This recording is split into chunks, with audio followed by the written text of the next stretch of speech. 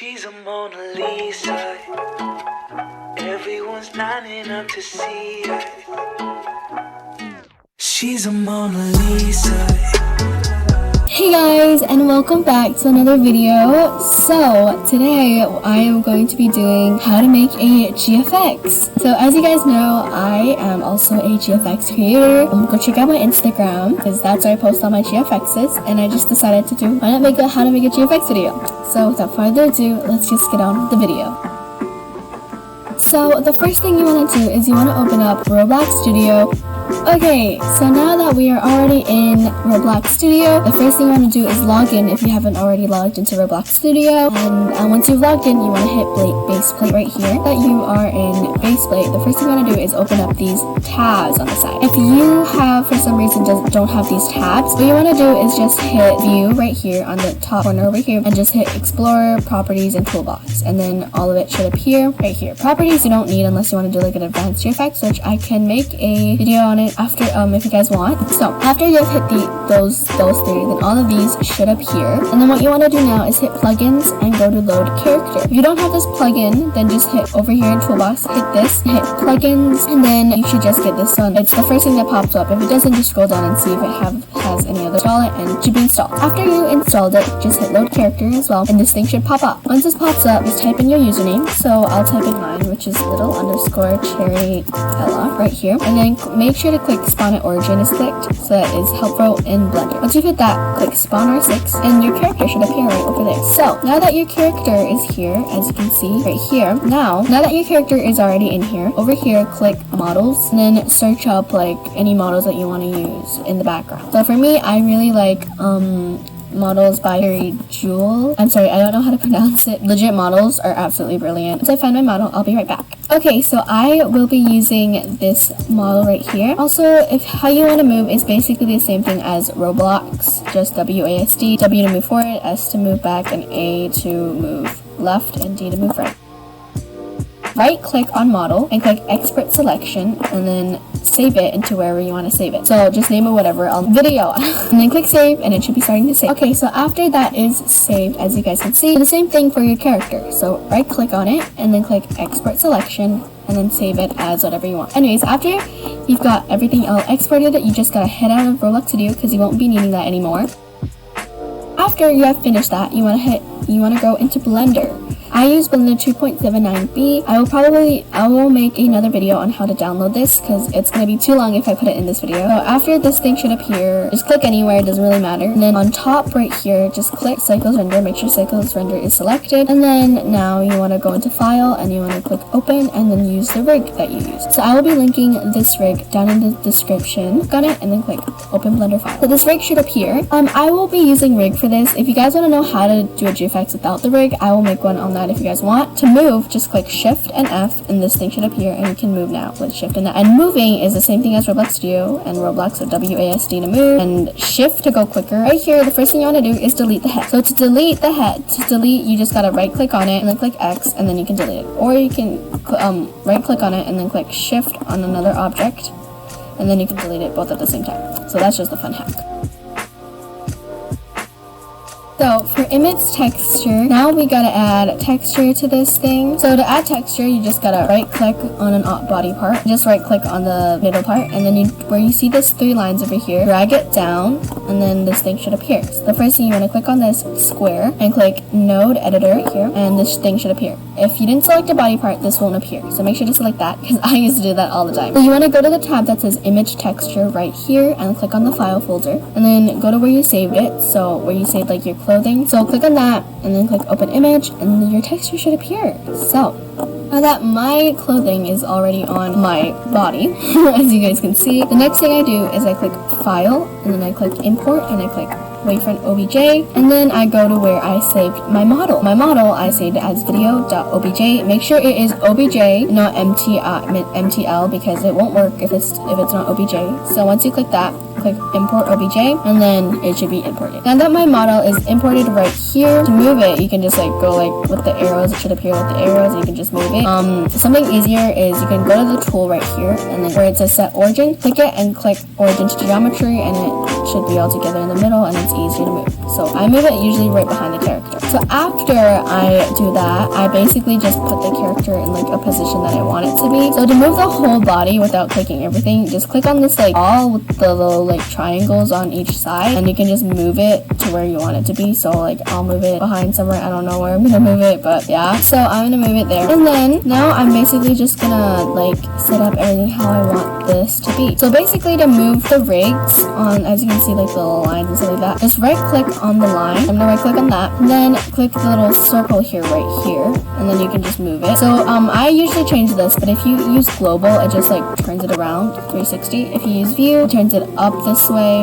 and then you can play around with it or whatever. But yeah, I usually just use global and view the most. So, but you can use the other ones if you want, just like to play around with it. Each rig does a different thing, so you can just play around with it. I'll see you guys after I finish styling my character.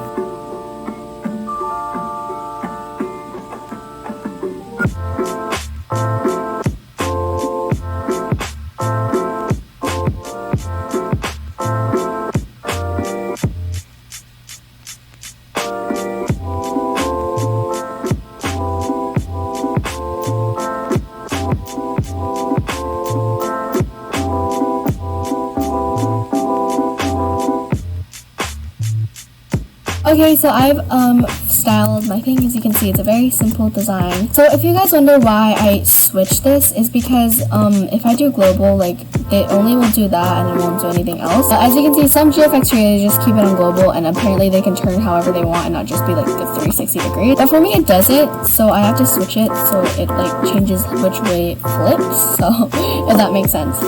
But after you have finished your character, you can just put it wherever you want it to be. So I'm just going to move it somewhere and I'll be right there. So I just finished and I put my character this way, how I want it to keep it, where I want it to put it, and position it. So after you finish that, click File, click Import, and then click Wavefront OBJ, and then click your character. So I saved my character as film.obj, so just click that and click Import OBJ.